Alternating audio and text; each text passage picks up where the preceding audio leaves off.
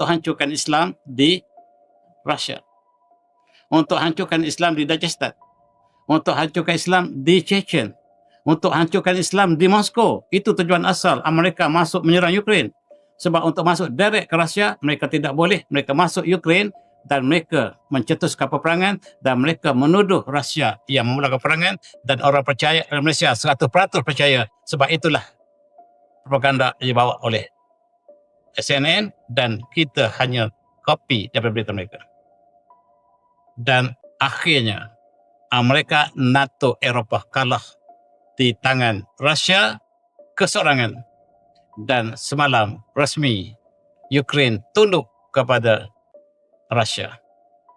Rusia ialah negara yang sedang muncul kekuatan Islam. Di Moskow telah muncul umat Islam yang ramai. Dan tuan-tuan, Putin mengatakan bahawa saya menjadi pelindung Islam di Rusia.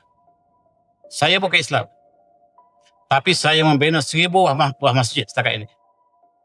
Dan saya akan menggunakan pendidikan Islam dalam sistem persekolahan di Rusia. Ini benar.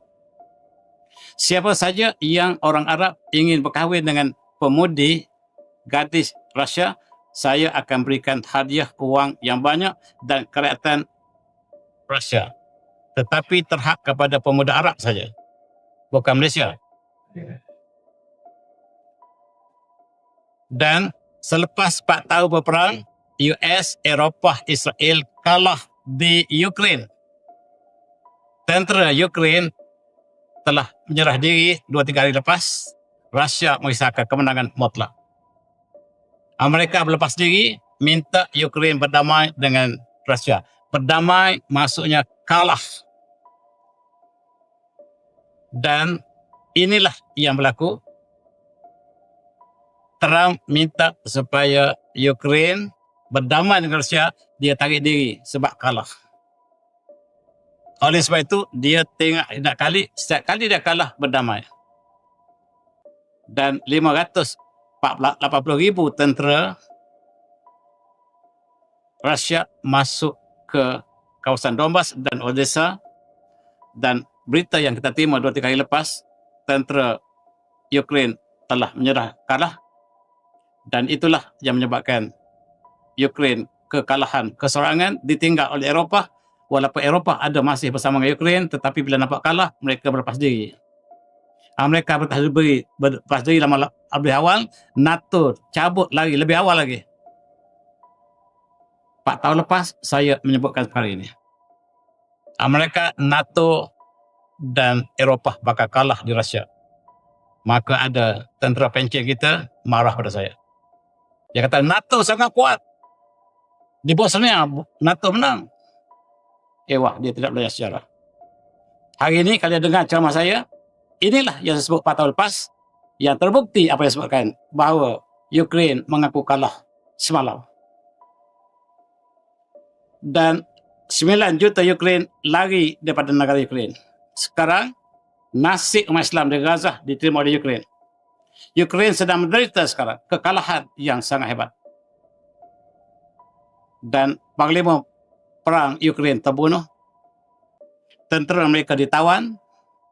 1/3, 75 Ukraine telah diambil oleh Rusia. Berita di Malaysia tak keluar sikit pun. Sedikit pun tak keluar sebab kita tidak bersama dengan Rusia. Dan Donbas ialah keluar daripada Ukraine. Rusia telah menguasai sepenuhnya Donbas. Dalam konteks ini, 15,000 tentera Ukraine surrender 2-3 hari lepas. Amerika berlepas diri. Amerika malu kalah. Amerika kalah di setiap tempat. Di Gaza dia kalah.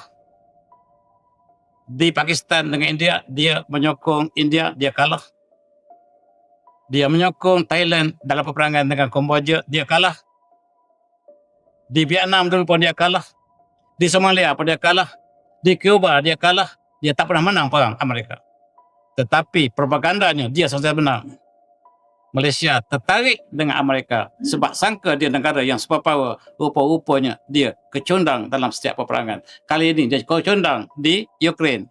155,000 tentera Ukraine ditawan oleh Rusia. Berita ini tak keluar di Malaysia. Kenapa kita tak keluarkan? Dan kekalahan diterima oleh Zelensky keserangan. Diisytiharkan oleh Amerika, Ukraine war is lost. Dia adalah satu disaster dan we must find an exit out of the US. Dan itulah diisytiharkan oleh Jeneral Amerika, Ukraine kalah, Amerika kalah, dan ini memalukan terang. Orang Malaysia tak percaya. Sebagaimana tentera pencen tak percaya pada saya 4 tahun lepas, demikianlah penduduk Malaysia tidak percaya pada saya. Tuan-tuan, Trump minta Ukraine dan Rusia berdamai. Kalau tuan syarat berdamai, tuan ambil balik Syria. Syria tu kami ambil dulu sebab perjanjian. Ambil baliklah Syria. Sudah. Syria diserah kepada Rusia balik. Ora-ora Syria akan diserah kepada Rusia balik. Sebab kalah perang. Orang kalah mesti terima syarat orang menang. Rusia menang. Pada tahun 98, 90-an, 91 dulu, Rusia kalah di tangan Amerika. Sekarang giliran Amerika kalah di tangan Rusia. Tentera kita tidak percaya. Tetapi yang saya nak ceritakan ialah Islam. Islam telah berkembang 27 November lepas. Sama ada jadi atau tidak, pengisytiharan kekalahan Ukraine secara resmi akan diumumkan pada Desember. Tetapi tak dengar berita itu. Tetapi yang jelasnya tentera Ukraine telah ditawan oleh Rusia. Dan tuan-tuan, inilah diakui oleh Presiden Ukraine, inilah satu keputusan yang sangat memalukan. Keputusan untuk berdamai, untuk mengelak malu yang lebih besar dan menyandukkan bahawa bumi Ukraine jatuh ke tangan Rusia, walaupun Rusia tidak mengambil sepenuhnya. Rusia mengatakan bahawa Ukraine adalah saudara kami. Kami tidak marah pada Ukraine. Kami marah kepada NATO, Amerika, dan Eropah yang berada di belakang Ukraine. Itu saja. Kami tidak akan mengambil seluruh Ukraine. Kami hanya ambil Donbas saja, kata Rusia. Dan ini menyebabkan malu yang besar. Trump dikalahkan oleh Rusia. Satu masa dulu, Amerika menguasai keadaan. Ukraine telah menyerang Rusia. Dan diisytiharkan bahawa Rusia menyerang Ukraine. Di Malaysia sampai hari ini berita kita masih mengulang bahawa Rusia menyerang Ukraine. Sebenarnya Ukraine menyerang Rusia. Bila kita menang, bila Rusia menang, dia boleh betulkan sejarah.